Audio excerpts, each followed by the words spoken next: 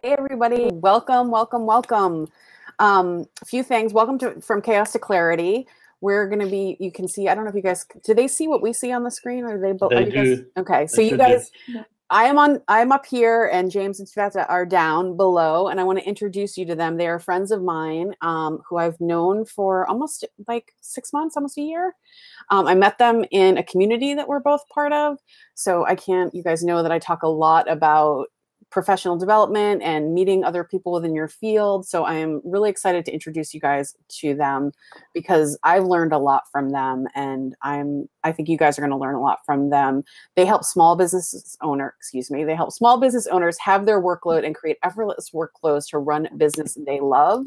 And hey, Katerina, and I can't tell you guys enough. I think, I've said it a lot over my messaging in the emails recently, but I learned a ton from these guys in their course, and we were chatting a few weeks ago, and I asked them if they'd be interested to come in and share with you what I've learned from them. And I've said over and over again that my business has really fundamentally changed the way I've worked now that I use everything in Asana. And so today, James and Sveta are going to show you that, and we are going to do questions at the end. I'm going to be in the chat. Hi, Louise, Betsy, Lisa, Emily. You guys are all here. I'm going to be in the chat, so I'm going to go mute when James and Sveta share the deck. So if you guys have any questions, ping me in chat, and I will be tunneling them back to James and Sveta. So I'm going to turn it over to those guys, and I'm really excited to nerd out with you guys about systems. It's one of my favorite things. So let's hop to it. It's our favorite thing. Hi everyone! Oh my gosh, so many people coming in, and from Philly, which we both loved. I'm from Philly. Yeah. Philadelphia. Oh, yes, that's true. Yeah, so guys, we want to talk to you today about the topic that is very close to our hearts. And the topic was inspired because very much like you, we are a small business owner. And when we started the business, we went in with, we don't want to do what we're doing right now. We want to do what we love. And sometimes the reality of the small business is that, we have a lot of tasks that we don't want to do, but we have to do. And sometimes we spend more time there as opposed to why we started the business, to do things that we love. So today we actually want to really show you a couple of, a couple of simple ways, or actually the fastest way of how to eliminate the overwhelm and have a way to have the exact system to create, track, and manage your business in one single place. So we also will show you how to do it in Trello and Asana. Those are the tools that we adore, and James and I have totally different styles in terms of how we work. A good one and a bad one. Well, that's what you say. And I love Asana. Initially, I thought Trello would be for me, as I'm a more high-level person. I'm more of a high person. Yeah. But then I realized that that checklist in Asana was better working for me, and we actually had to look at the styles that we work and find a system that would work for both of us. And that's actually what systems are about. Just hang on for 1 second, sorry. Yeah. I think we may not have sound. Meighan, are you getting sound okay? Okay. So Paulina, you might want to log out and log back in. Is that, yeah. No, you guys are fine. I don't have to go over that. Yeah, Sveta thought she was going to have to start again. Perfect. So yeah, as I was saying, and that's what systems are about. They're not about imposing the system. They are about creating a system that works for a business, for you personally, and that makes it sustainable as well. And we go to the next slide. Absolutely. Yeah, just to give you a little bit of background of who we are. Promise it's going to be a brief one. I'm coming more from a corporate background where I used to be a consultant, conversion consultant, and we use systems to really create experiences for our clients, for the clients that we consulted, and have predictable results. Besides, be able to know at any given point in time where we are with the project. Client would know where they are with the project, how much we're spending, and what is working or not. So the systems were really the core part of making the process enjoyable for all, and forgo the email back and forth and all of the admin things that we sometimes like to do. No, we never like to do. We never like to do. Yeah, so as Sveta said, her background is in conversion optimization and maybe a little more corporate. For me, I'm a reformed copywriter. So I literally had a freelance reformed, yeah. I had a freelance copywriting agency, is probably a bit strong, business, and I was working directly with clients. And Paulina's still struggling. Will you give her a hand, Meighan? Cool. Yeah, so as a freelance copywriter, my focus on systems, like I'm passionate about systems. Like Meighan, I'm an absolute geek. I was nearly about to say tool, but you'll say that. I'm an absolute tool fanatic, and I love playing with all of the tools. I've used them all, I've tried them all, and my capacity and my usage for it was in managing client projects and making life easier for myself, making sure no client communications fell through the cracks, really those essentials. And I discovered it from that perspective, that systems make all the difference. And I kind of think systems are extremely sexy now because of what they allow you to do and the results you get. So we do come up against the objection that systems are boring, systems are complicated, etc. And we always look at it from the perspective of what do they enable you to do? Where can you get to if you have processes in place? Because we're all in business to make an impact, to achieve something, to do the work that we love doing. But if you're spending your time on admin, on email, stressing about where that file is, where's that login, where's that bio, are you doing your work? Are you actually doing your art or serving your clients? Not at all. So that's where systems come in for us. So we would love to know which of these best describes you, and please let us know in the chat. And if it's 1, 2, 3, 4, let us know. All of them, let us know. So do you feel that you're struggling to stay focused and sticking to your plans? Are you spread across too many apps and platforms, which is super, super common? Are you either struggling to set up your VA or team for success, or is that something that you're wanting to look at in the future? Or do you feel you're getting caught up in busy work and low impact activities? So there's back and forth emails, all that kind of thing. So we've got some 4s, 1s, and I'm guessing that means Paulina can hear us now, which is awesome. 1 and 4. Wow. 1, 2, 4. So many. And it's interesting, there's a lot of 4s there. Yeah, wow. Yeah. And that really is that's the danger of it. When you don't have the systems, so much of your time gets sucked up by that.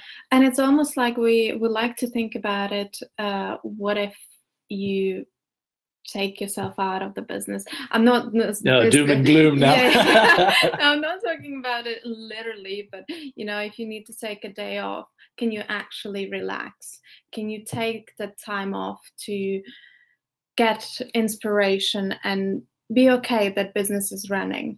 And that's really that is not all going to fall apart. It's always, we think of it as for solopreneurs or small business owners, you're spinning plates and taking a holiday, taking a day off. The minute you turn your back on the plates, you just hear smashing behind you. That's really not why we. And yes, Mary, there definitely will be a replay.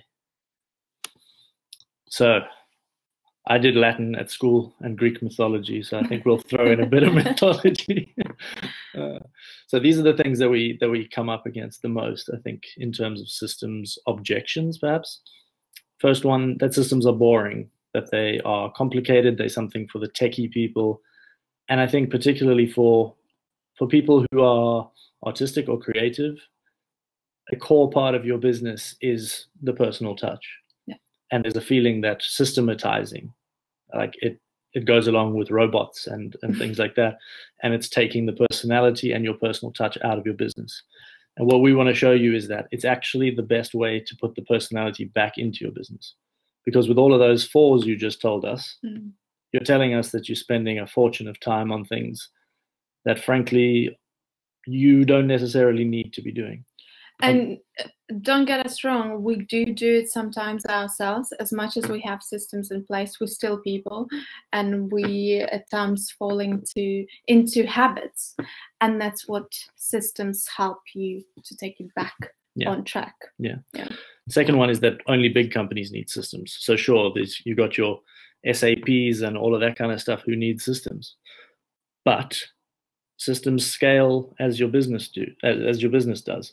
The systems that you have will be different according to the type of business you have and what you're doing. And the stage of business. And the stage of business particularly, but they are no less important. And this one, I think, particularly, Meighan, for everyone attending, a lot of you guys are creatives, creative business owners. And it's that feeling of, I think the best analogy is, I'm somebody who's really interested in writing and creative writing. I did a creative writing degree. And there's this feeling that if I take a creative writing class, I'll learn methodology and it'll stifle my creativity. I won't be able to pull from the muse anymore. But again, it's quite the opposite. One of my favorite quotes is from Jon Stewart, and he essentially said that at the Daily Show, they forced themselves to work within constraints, and that's where the true creativity came from. They worked within a system, they had strict deadlines, and that's what forced the creativity. If they just had a free reign, things probably wouldn't have happened. And the final one is, I was going to say that Twyla, I forget her name, but she wrote a book and she talks about that sort of having those restrictions can actually be a huge place where you can get creative. Like having, and this is actually a blog post I'm sending out, where routines will set you free. Like having those routines in place can really help create that space for you to be creative and focus on what you really need to do. Yeah. And I think a calendar is the perfect example. Like, imagine that you blocked out all of the things that you absolutely had to do on your calendar. You therefore are, with that done, you're so much more flexible because you know where you have the free time. Yeah. So you can actually be a lot more spontaneous. But the final one is needing a bunch of expensive tools and needing to be a tech geek. Now, we absolutely believe you do not need expensive tools or a full toolkit. In fact, the tools that we're going to be showing you today are completely free, and they do everything that you need them to do. And we want to show you a single system that's going to turn all those 1, 2, 3s, and 4s into happiness. So take us on. So today's workshop is for you. So I think we all want a successful business, whatever success means to you, whether it's creative outlet, it's profit. That's part of business. But the struggle is finding the clear, effective way to be efficient and to get the right things done. So if you've resolved to finally break free from time-sucking admin, no more email chains, and never, I think this is a big one, is where the hell did I save that document? Yeah. Where's that bio? Where's all of those things? I'm spread across paper planners, all of those kind of things. And that's quite a funny one, because we've talked to a lot of our students and clients as well, and they actually say that they have different notebooks for different things, and then they actually lost in between them. And it's yeah, I used to do that as well. I actually prefer writing than having it in Asana or Trello, but I do realize the more we systematize, the more I see the point of it. If it's yeah, so it's there is a connection between, like, somehow you internalize things better when you write them on paper, but it's just about having a trusted place. Yeah, that could be a notebook, frankly. It doesn't have to be a tool, but it's about having the one trusted place. That's so important. But it's also the idea of that you're creating a business to grow your business. Essentially, you want to collaborate with people, and at some point maybe take a break off and time off, and actually still wanting to have your business running as it was. Yeah. So an idea of systems is really to give you that freedom to be able to do what you like.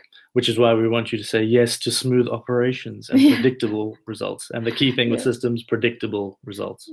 Well, I wanted to chime in for a second. That's sort of where your course really, and I'm sorry, you guys, I'm just going to just rave about this course. I'm sorry.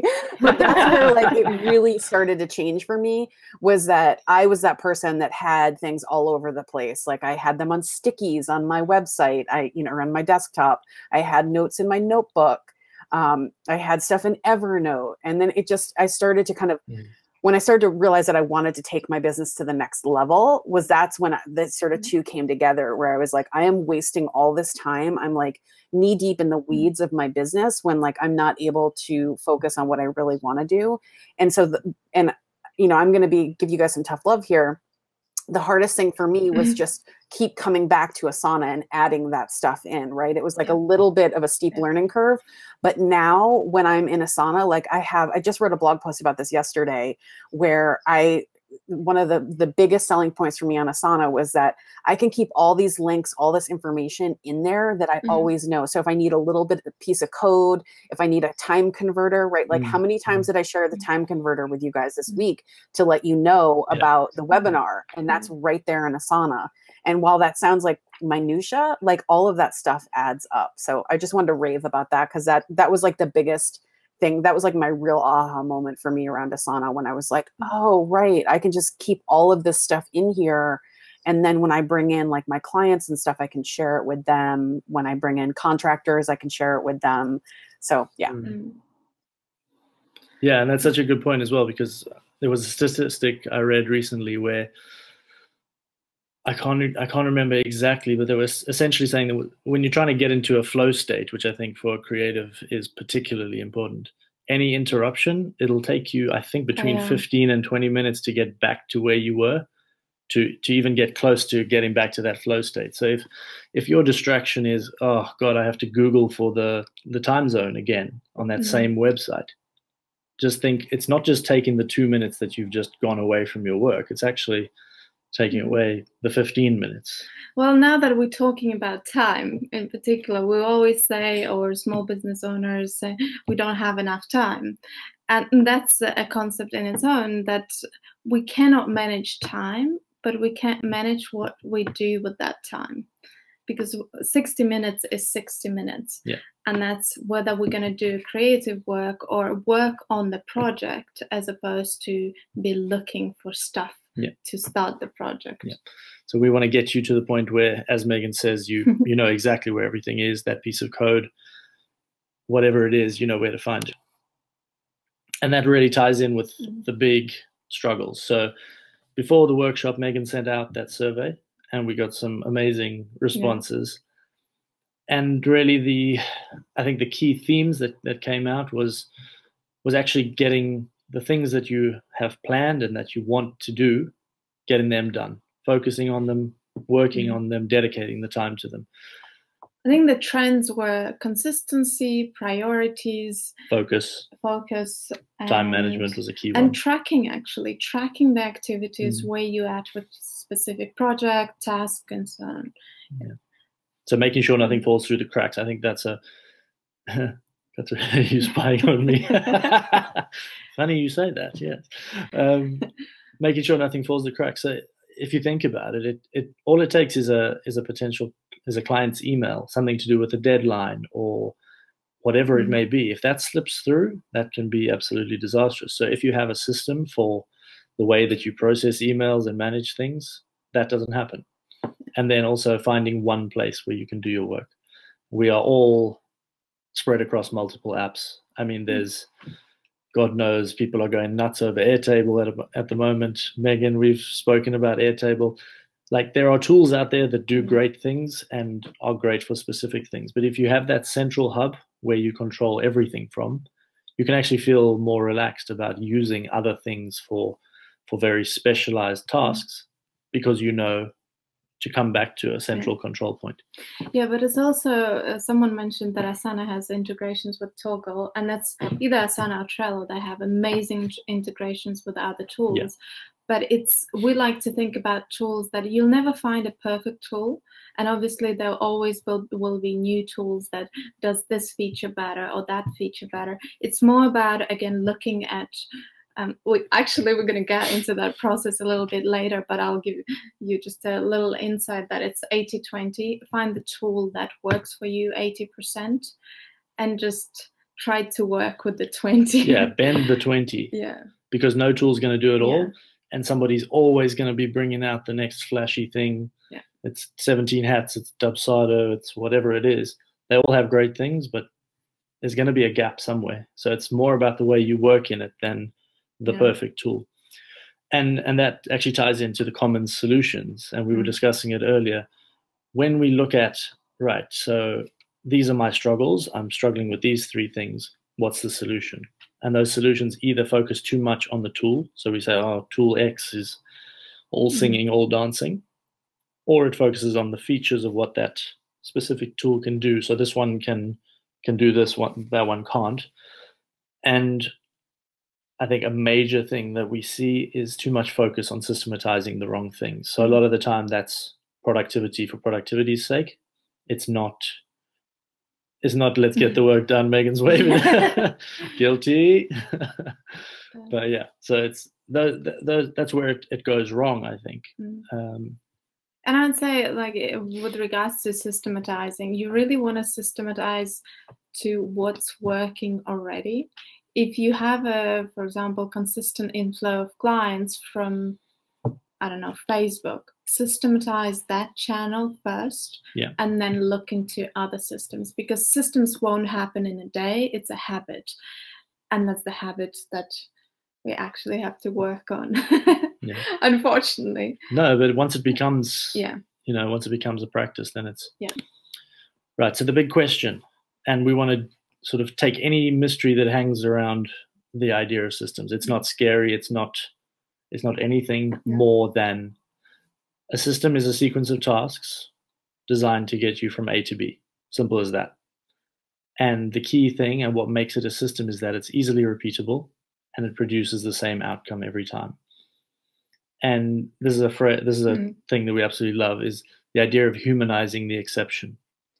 And that ties back to that whole idea of when you put the system in place, you free yourself up to do what is uniquely yours, what is special about your process, what is special about your work.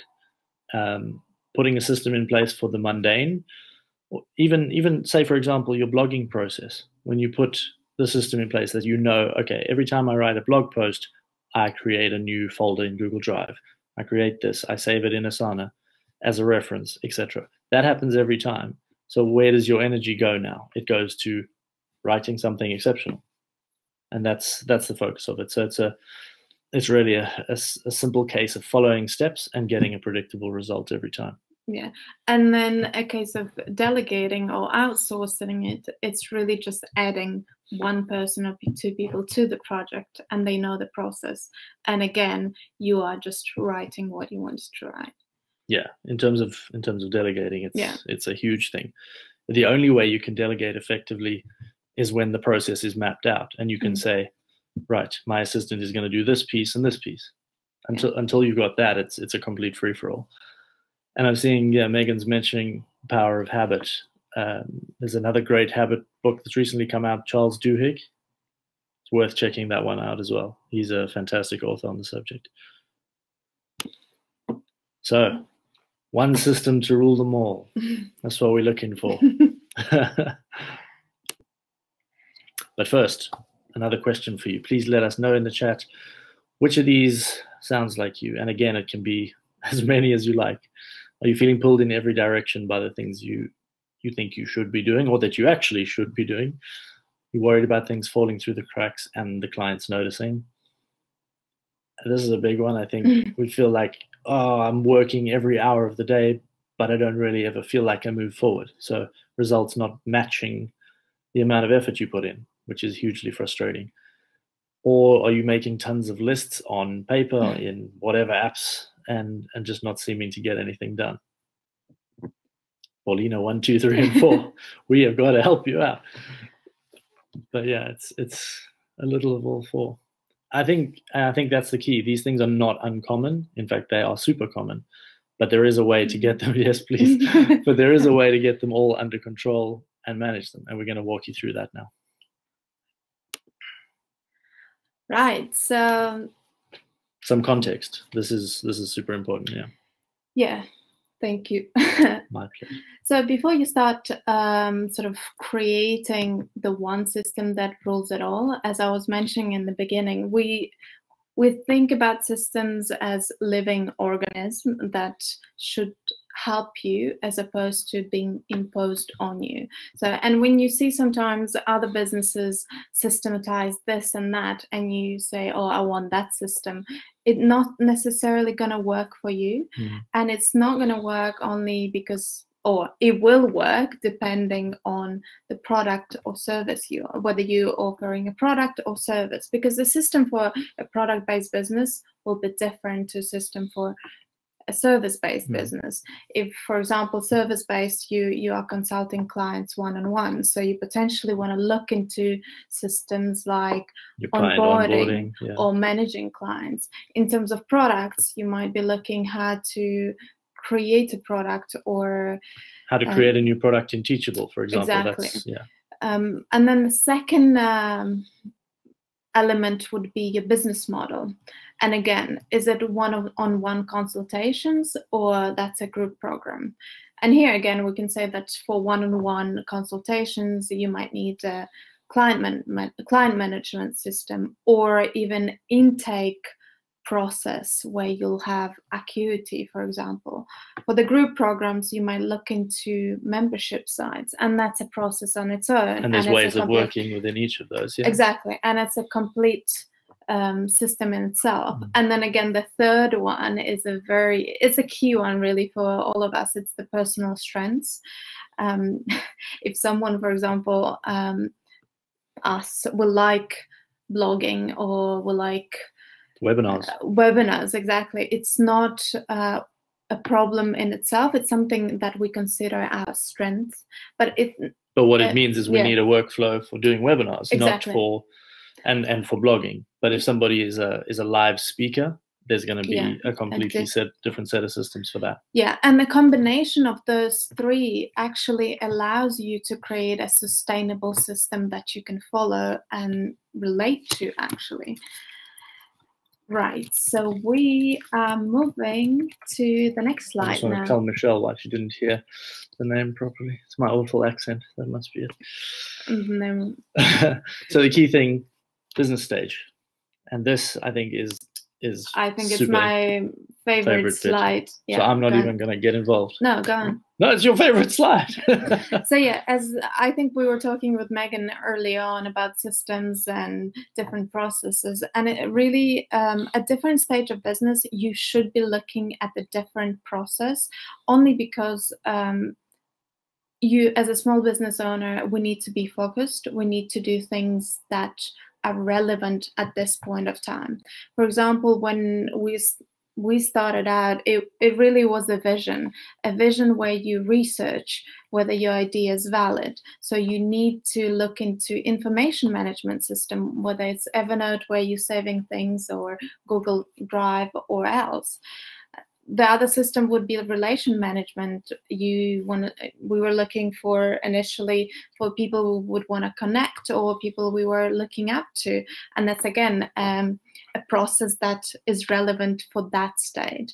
And then the stage 2, where you're moving from a validated idea to a more of a, what would I say? Well, I mean, I think the fact that it says chaos can actually maybe seem in a negative way, but it's more that formation. Exactly. It's more like you have an idea and you form in your business, you prepping not for growth per se just yet, but figuring out how things should be done, what is working, what's not. And here at this stage, you actually feel like you're pulled in different directions because you are new to the business, you have too many tasks, and you don't know where the priorities should lie.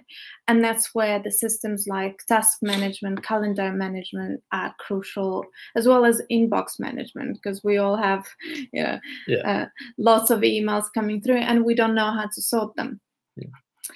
The third stage is where we get a bit of clarity, and that's where I think it's getting a bit more exciting, because besides having validated idea, we already know what's working, and our vision is a bit clear in terms of, okay, where are we going to take this next? We have clients, we have a consistent inflow of clients, so how can we systematize that?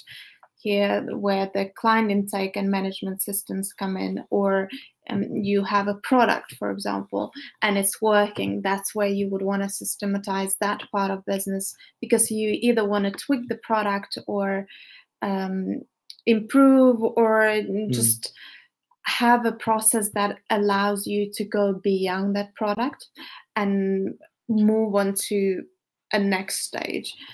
And then it's just making me think, though, what you were saying about the client intake and management side. We actually did a workshop recently on the power of word of mouth, and that so many businesses, the majority of their clients come from word of mouth, but there's this weird thing where we tend to think that word of mouth is somehow inferior to other ways of getting clients, which is really bizarre. We look at Facebook ad funnels and the latest whatever it might be, but word of mouth, it's the oldest marketing method and the most effective marketing method out there.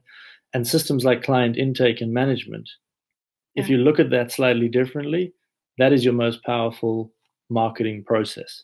Because when you absolutely blow away your clients with your client intake and the way that you work with them, the word of mouth just happens. So yeah, that's, I think, looking at systems not as things in and of themselves, but also they're part of a ecosystem in a way.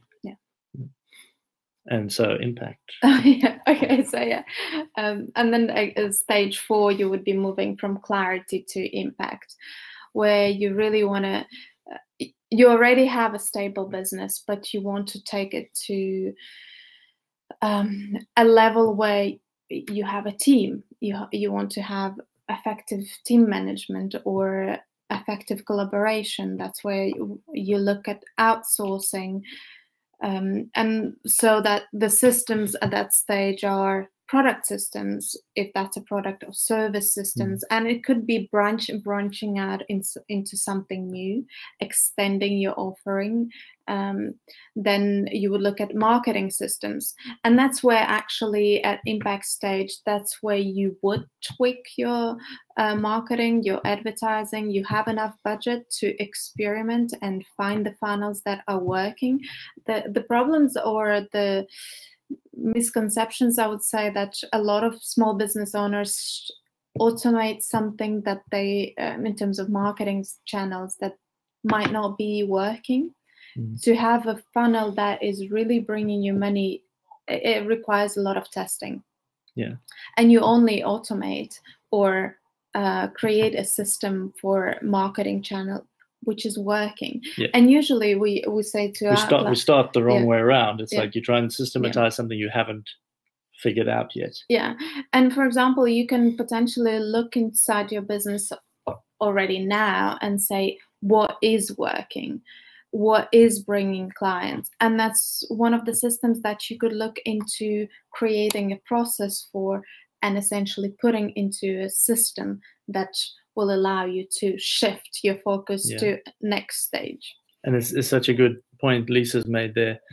She says that it seems all other marketing methods exist to try and end up with word of mouth. And I think that's totally true. I mean, people do things like they are in groups where they're saying, I will offer you this service in exchange for a review. And yet we do still look at word of mouth as an end result, but it's not something we like make a specific effort to focus on, or even putting a system in place to make it happen, not by chance. But it's also something that once we have the system in place, for example, whether it's for a product or for client management, we're shifting our focus from after sale care to an experience. And that's where genuine experience happens, and referrals. That's for sure. And then the last stage. The ripple effect. If you think of think of it as dropping a stone in a completely still lake. Sveta, you are brilliant. Thank we should you, get married. Dropping a stone in a completely still lake and the ripple effect happening. And it's that idea of becoming a better leader, so that the things that you do in your business, the systems you have in place, and you focus on those key activities that have a ripple effect outwards and affect the growth of the business and make everything work the way it should. So now we're going to actually get down to the nitty gritty of the business hub. Actually, let's go back. You want to go back to your favorite slide? Yes, because we actually didn't go on. Yeah, so I think what we're going back to here is the fact that the business hub that we're about to talk about, it spans every phase. So while it serves something of a different purpose, depending on where you are, it's the one system that applies to all of these phases. So the question really is what the business hub should do before we look at how we would build it. So a business hub, it's a support structure. It's a reliable, trusted system that you can turn to, and even if you fall off the wagon when client work gets crazy or life just happens, it's the place you can return to and get context, get a sense immediately of where things are in your business. And I think the thing Sveta loves the most is getting a high-level view. Oh yeah. So the business hub is like a dashboard for your business where you can see exactly what's happening. You can see the goals. Are you on track? You can see your marketing strategy. Is it functioning? All of those kinds of things. And in the process, also on a more granular level, eliminating the time sucks, basically. Those little gaps where your time is leaking away, where your most valuable asset that you have is disappearing in tasks that really shouldn't be taking your time. In that process, you're identifying your priorities because you're getting that high-level view, and you have a structure in place to stick to them and get the right things done. And then, of course, it empowers you because you have the documented structure that you can defer and delegate to your team, to your assistant, and remove yourself as a bottleneck from the business, which I think is often the problem. Where do I start? I hope you can tell me. Okay, so I'm a massive fan of David Allen and the Getting Things Done methodology. So if you're familiar with that, you'll probably see some similarities here. And David Allen talks about something called the natural planning model. And the key thing about it is that it's the way your brain naturally works, but it's not the way that most things happen in a business. So if you were to look at a normal thinking about anything, and a great example is planning to go out for dinner. You would start with, right, why are we planning to go out for dinner? What is the purpose of this? Is it a date? Are we just hungry? Like, what's the reason we're doing this? Then you would say, what does the outcome look like? Like, what is it? Are we going to an Italian place tonight? Or are we just going to the corner shop? Like, so your next action is based on the goal that you want to achieve. And it works downwards from there. So you get yourself organized and you decide what the next action is. But typically in a business setting, what we do is we come up against a hurdle, we panic. So we say, oh, let's get organized. Get organized towards what? Let's just make some tasks or something. But then it goes the completely wrong way because you haven't established the why first. So when you're building your business hub, or frankly, any other system, the place to start is with the why. Why are we building this hub? It's me. It's me. Gettingthingsdone.com. That book is a lifesaver. I've read it about 7 times and listened to it on Audible. Yeah. So it's defining the why. What is my business hub supposed to do for me? And this is personal, and this is where the personal aspect of a system comes in. You're going to define what is unique about your business and what you want this hub to do for you. Once you've been able to define that, an example here is, I want an easy to access single point of truth for my business. Something I could turn to and say, right, this is where things stand right now. With that defined, you'd be able to spell out the desired result. What is the desired outcome? So an example, everything that matters to me and my team will live in a single place, and I won't be facing that. Where did I save that proposal? Where did you send me that email, template, whatever? It's all saved in one place. And from that, you've now clarified where you want to get to. You can define the next action. So now I can think about what lives in my business hub. I frequently need to access my financials, my proposal template, my welcome packet template, my blogging workflow, all of those things. And with that, I can now start to think about what's going into my business hub. And only then, and this again is the reverse of what typically happens, I say, what tool am I going to use? And it could be Asana, it could be Trello, it could be a notebook, it could be a bullet journal. It doesn't matter. It's what works for you, and it's what you've defined from those previous steps. So the example here is, I'm a creative. I love seeing the big picture. It's Trello for me. And Meighan will tell us that she absolutely hates Trello, so it's not Trello for her. But yeah, it's really about spelling that whole process out. So what should you actually put in the business hub? And this is when you look inside your business, as you were saying earlier, and you say, what is it that I access most often? What am I digging in Google Drive, Dropbox, and Evernote for, frantically trying to use the search to find that piece of code? It's totally personal to you. What is the thing that is your time suck? What do you keep needing to dig up but you can never find? And we've drawn out some categories for you to think about and to start with. But again, you'll need to tailor them. So the things that we include in ours and that you might want to start with are things like your goals. So it could be your annual, quarterly, etc., your goals for the business. But it's almost like a vision. Whenever you open up your dashboard, you know where you want to be, and it sort of brings you back. Okay, that's what I'm doing. On any good or bad day. Yeah. Your products and services as well. So as an example for us, we have all of our courses mapped out as well as our service offerings. We can see them in a dashboard view immediately. Marketing and sales.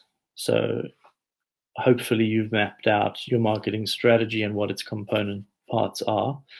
In your business hub, you can have a breakdown of that. So you can, again, look at how each one is going, what needs to be adjusted, and do a frequent review. Finance and admin, a major, maybe something that's seen as less sexy than systems even, but something you really need to pay attention to.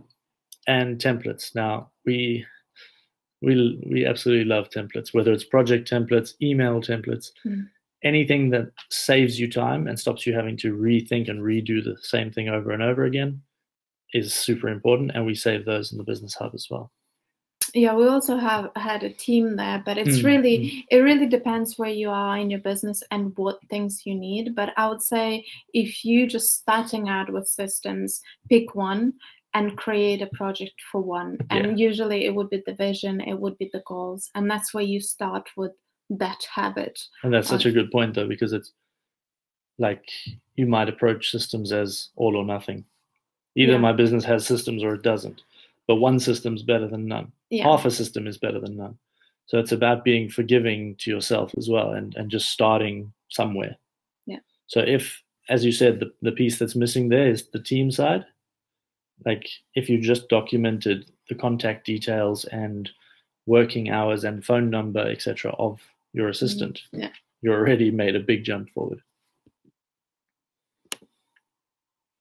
So now the fun part. The fun part, the practicality. So we want to show you inside both our Trello and our Asana account, so you can just get an idea of the two ways that you could set it up.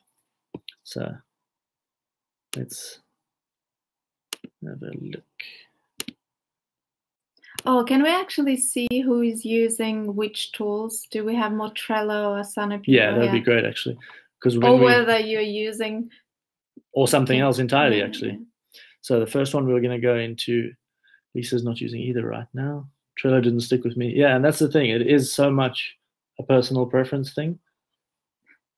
I love spreadsheets, by the way. I hate Excel more than anything in the world. So, yeah. Oh, no, don't go back. Don't do that. Is it loading? Yeah, I think it's. Okay, so first we're going to show you inside Trello. But just see, can they see it? Can you guys see our screen? This Trello setup, we don't see the tool, but we do see. And but see, yes, but it's below you. Yeah. It's below us. Oh, okay. Interesting. Oh, yeah, so there's like a now we can see it. Now we can see it. You can see it now, yeah? Now we can see it, yes. Perfect, perfect. So we'll start inside Asana because I saw a lot of Asana. Asana's needing to buffer, so we'll go to Trello instead. Okay, so here, let's have a look. We're starting on the left-hand side, as we mentioned, goals. So a structure that we really like to do is to break it down. You've got your main goal for the year, and then you break that down into your sub-goals. And in each one of those, you would list it. So an example would be main goal. What do we want to do this year? We want to make £50,000, £50,000 by August 31st.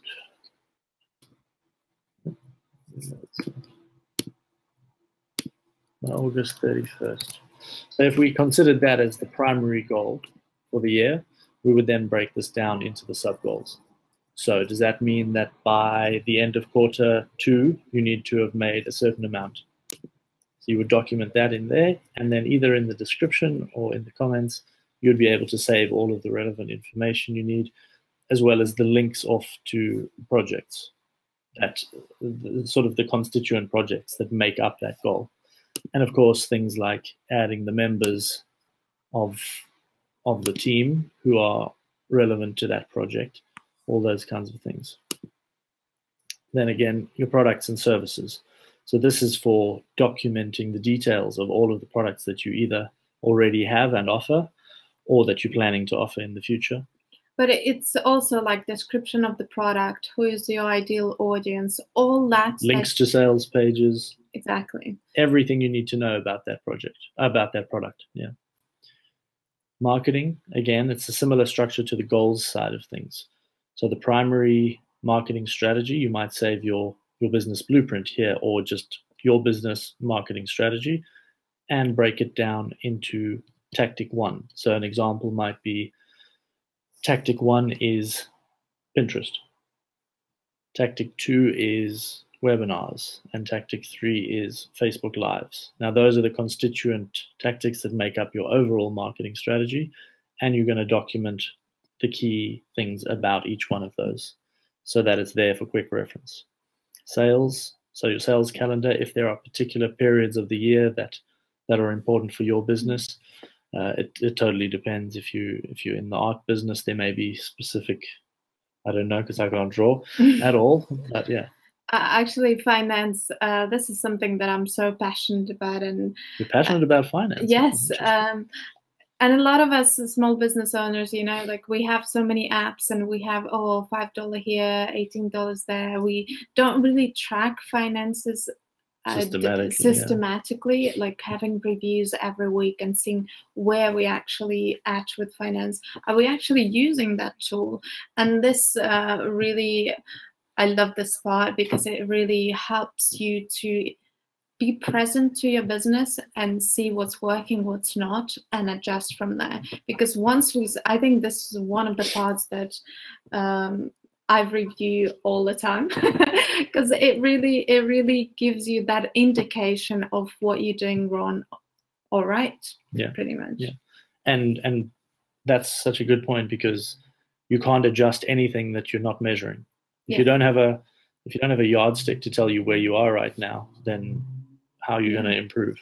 And yeah, it's so easy to track. You can, once you have a breakdown of either expenditures or income or whatever your metric is, you can always look back and say, wow, last year, that period of time, I was here. Yeah. So. And then once you move across the board and you're getting towards the far right-hand side, you're getting a little more granular with what you've got saved. So it's things like admin, weekly task list. Are there things that have to happen every single week that you don't want to have to think about when you do them? You want to just know, right, my weekly task list consists of these steps. I do them every week. all I want to focus on is actually executing them rather than which one did I do first? For example, like community participation, exactly. or checking emails from 9 to 10, something that is you cannot escape on a weekly basis. It's not a priority, not an urgency, but something you have to do. Yeah. And as we mentioned, team. So here you would just see it's the Longleys, the power team. But whatever your team consists of, if it's your VA or you have a larger team, you're going to have all the information about them. And that's going to enable you to quickly access anything that you need. And I think probably my favorite column here is the templates. So it's very much the same idea of when you hear template, you might think impersonal, but a template is actually just a starting point. So if you have an outreach email template, there are common things that you want to include in every outreach email. And what that does is it frees you up to now go and customize it based on the person that you're reaching out to. You don't have to think about what is the key message I want to get across. I can now think about what's individual about this. A really good example of this is we recently reached out to a lady by the name of Jo Gifford. She's UK-based. Well, she's just awesome. She does content marketing, all sorts of things. But we reached out to her. We used a template that we've written, but completely personalized it based on what we know about her, the fact that I've been part of her audience for a number of years. We reached out to her with that, and she actually posted it on her Facebook profile saying, this is an example of what an outreach email is supposed to look like. Yeah. It references personal things about me. It's funny. It's all of those things. But it was based, elements of it were based on a template. Yeah, it's almost, it gives you structure, and from the structure you can personalize it.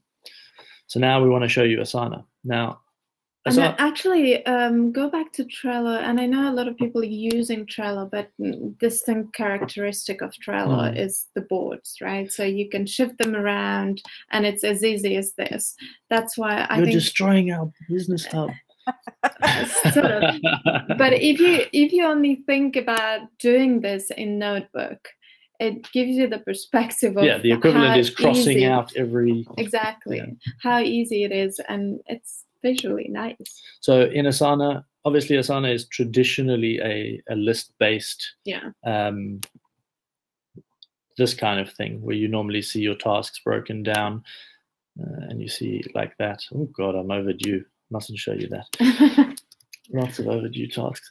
But once you go back into the Business Hub, Asana now lets you do a board format as well. So it's similar to Trello in that sense. You can either do this as a list view or you can do it as a board. But this is a great overview of exactly what we were saying. So if approach 1 is JV webinars, approach 2 Pinterest marketing, Facebook Lives. Once you go inside it, you'll see you can link off to the relevant projects and tasks. So you've got the quick access, and you've got launches coming up. So version 2 of our courses we have coming up. Our subscriptions, our weekly finance review, which is set for a weekly recurring. And then things like logins and links. Our scheduling link that we use to book calls with our clients, we've got that right there ready for quick access. We have a link for collaboration calls and one for actual client calls. You can access it at any time. Frequently used links, all of those kinds of things. And then your templates. So our bio, our elevator pitch, webinar project resources. This is great actually because you can see inside here that you've got set subtasks, and these are the ones that happen every single time. So all I'll need to do when I wanted to reuse this is go in here and click copy task. It'll make a new version of it. I rename it, and it's ready to go. I haven't had to think of those subtasks again. So the subtasks are the steps that we would normally do whenever creating a presentation. And actually, the beauty of using one tool, we're not saying you should use only one tool. We're saying that one tool should be a central hub, and then you can link it out to Google Drive, for example. We actually do it in testimonials. If we want to collaborate, we work in Google Drive, and we put the link in the Business Hub. So it's very much you can still use Evernote for saving files, but just put the link in Asana or Trello. Yeah. And here's another great one. This one is particularly useful. It's your workflows. So once you've really sat down, you've documented what are the steps that happen every time you onboard a team member, or you send a proposal, or you write a blog post. You have that here. So we want to show you the blog post one in particular. So we've got templates, and then obviously our whole structure for what we do when. So Monday before the post goes live, we create the new folder. Tuesday before, Wednesday before, and that goes all the way through to the actual promotion of the post, optimization, etc. Can you imagine trying to think of that every single time? So when we want to write a new blog post, again, copy task, name as the new blog post, and you're ready to go. So it's a huge, huge time saver. And do you guys have any specific questions in terms of how to do it in Trello or in Evernote? Michelle says, "Oh, that's doable." Now that's what we want to hear. It's like there was nothing. There's nothing too frightening about that, was there? It's literally just being systematic about what you put in there. It's really that simple. And Kareen's asking the cost of each. There is no cost of each. That's the beauty of it. Asana and Trello are both completely free. Yeah. There are upgrades available, but frankly, we don't need them. Yeah. And Michelle is saying the fear of technology. What would that fear be? Fear of what? Sorry. Well, Betsy's also saying I'm a little overwhelmed. So I think not the fear of setting it up. I'm a Asana user. I thought I was using it well, seeing so much more possibility with this, but I don't know where to start. Well, that's good because we know exactly where to start, and we're going to actually give you a cheat sheet at the end of this where you're going to see exactly how to start putting that business hub in place. And it really is, it's easy. It really is easy. Yeah. I think. And just if I can just weigh in for a second, I also, the way in which I use Asana, so, you know, the course that I took from Sveta and James really helped me. But one thing I want to remind you guys that they talked about in the webinar is you have to pay attention to how you work, right? So like you can take this as a framework and then adjust to how you work. So I don't actually use the board a lot in my business hub. I use it in one area, and that's in my blog process. I use the list look a lot in Asana, and I find that has been really helpful for me. But like I was saying to Michelle, I took the course last year, did the course in like a day, and then set it up over the weekend. And then Sarah has also talked about this. She mentioned it in chat, is that what's great about Asana is that you can set things up, and then like with everything in life, you kind of mess up for a few days, you forget about it. You just have to keep coming back to it and refining it and figuring out what works for you. And I'm like, that's one thing that has been really helpful for me, is just accepting that like this is a process, that like it's not going to be like Sveta, you said this, you're not going to get it done in 24 hours, right? Like it's not all going to come together. It's something you have to keep working at and adding things to. And I've been doing this for almost a year now. And I mean, I have a whole setup that I'm happy to show you guys how I do my blogging and how that works. And that's something that I've just learned intuitively from working within the system. So I don't know if that really helps. I just love to talk about this stuff. I like what Michelle says, eat the elephant in bites. Yes, exactly. Yeah. I think Amy was just saying she wants to see the list view again. So let's just quickly show you that. We don't want to run over your time too much, but I think they're fine if we go over. And one other thing that I wanted to say also is that, you know, you don't have to add like every single thing you're doing in your business. Like Sarah just says, she only has a few systems in place. Like for me, I have my clients, I have my marketing, and I have my business stuff. Those are the only things that I have in there. So it's really up to you, how you guys work and how, you know, what works best for you. Like pay attention to how you work, because whatever we tell you today, if that's not how you work, like it's not going to work for you. So really pay attention. Like if you're a list maker, like what we're looking at right now, the social media editorial calendar, like that's how I work. I need a list. The boards I get lost in. Yeah. yeah, it's totally based on your preference, isn't it? Yeah, I just wanted to go back to one of the questions someone mentioned, saying, I don't know where to start. And you know what? It's, again, that 80-20 rule. You want to look inside your business. We mentioned that earlier, and see what's working. Whether it's, you know, you already have inflow of clients, or any other system that is solid, you know, the exact steps, you do them almost on autopilot, and that's the system that you want to create and put in place. And quite honestly, I think that's the system you'll create really fast, because you do it on everyday basis, and you know just by heart how it works and what steps include. Yeah. And that's, I think that's such a good thing to remind people of, because like you guys already have systems in place. They're just all over the place. Now you just need to refine them and bring them into one place. Just like Sveta said, you know, like pay attention to what you're already doing and how can you make that more efficient. So for me, client onboarding is one of the things that I've done for 6 years, right? And so in the past year, what I've done is I've just documented every single step.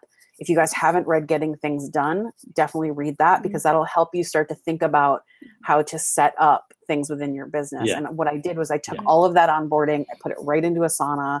I have my email templates in there. I know exactly what I should be doing, because even after 6 years, there are things that I forget to do. Like I forget to set up the toggle, you know, timer for the specific client, or, you know, I need to remind myself that I have to set up a Zoom meeting every week, you know, those little things, and they really do help and save time. And you've got better things to think about than have I remembered to start time tracking, you know. But I also wanted to add one more thing in terms of, you know, we have that fear of systems, but what we don't realize, and I think you sort of touched on that, Meighan, saying we have the systems in our head. We run the business. We know how to run the business. We know how to consult or sell the products. And that's the system that you just need to take out of your head and put it onto the paper, and then just replicate it in the tool. Because until it's out of your head, you own it completely. You can't work effectively with a team. You can't even work effectively yourself, because it's So very quickly, just looking at the list view here. If you find that the list view is more to your taste, it's very much the same idea. This is our editorial calendar, but you would just put goals here. You would put resources, whatever it is, and then each element of it lives underneath it. And it's as simple as that. And the key thing is, when you're making a section, all you actually do is you write the task name and you put a colon after it, and it becomes a new section. So it's very simple to have in that view.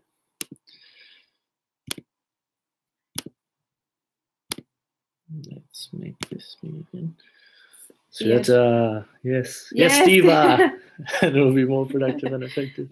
Gives me hope. There is absolutely hope. And Amy says there, Evernote is seriously easy. Now, some people find Evernote like an information graveyard, but it's all about the approach. That's really. I was just gonna say, I used Evernote for years from the very beginning, and I just switched to Asana over the past couple of years. I found Evernote really great for screen capture and stuff like that, but I found things got lost because you just get like this white piece of paper. And what I liked about Asana and Trello is that you can actually divvy things up and make lists. You can use a check feature that they have in Evernote, but I just found like things became a wall of text for me and I just got lost, whereas Asana was easy to break it down. Yeah. Evernote works best when you treat it as a second brain. It's my go-to second brain for saving things that I need to, for documents or things like that need to be searchable, for actually managing the tasks, and for that quick access info. Something like Asana is much, much better. Yeah, I know what you mean. It can be overwhelming if you don't approach it in a certain way. So guys, now that you sort of have an idea of how to create a business hub, we actually wanted to show you how you can get all of those systems effortlessly in place. And we usually, you know, when we talked about the 4 different stages, or even 5, actually I have 4 here. I missed one. We've skipped vision. Vision. We've skipped vision. assuming we are all past that stage, but you guys, can I interrupt for 1 second? I don't know if you saw, but Patty has a quick question about, are Asana and Trello meant to be used together? I'm not clear on the difference between the two. Okay, so Asana and Trello are basically, it's typically one or the other that people use. If you want that visual big picture view, Trello may appeal to you more. If you prefer the list view or being able to use a combination of list and board, Asana will appeal to you. It depends on the industry that you work in. If you're a VA, for example, you may find that your clients work in both, and being able to use both is effective. And it's possible to make them work well together, but typically you would choose one. Yeah. And yeah, it comes down to your preferred way of working and your tool preferences, really, which one you choose. It's interesting, the distinction between, now it's a bit blurred because Asana has the boards. If before it was used to be seen that you would use Asana if you have a bigger team and you're a bit more that linear person liking to tick off the to-do list. But now it's really about the features, or almost like I'm trying to find the right word, but the feeling that it gives you. For example, when you go into Trello and moving the cards, it really gives you that satisfaction of, oh, I'm moving task here or there. In Asana, it feels a bit more formal. I find Trello a little clumsy with their tasks, things get lost. Yeah. Yeah, I mean, there's been some improvements to Trello lately. They've introduced a new home view, so you can actually get a bit more of a dashboard feel of what's happening across all your boards. But it is a case of how you like to see things, I think. I think we both prefer Asana. It just feels more structured, or maybe because I'm structured, I like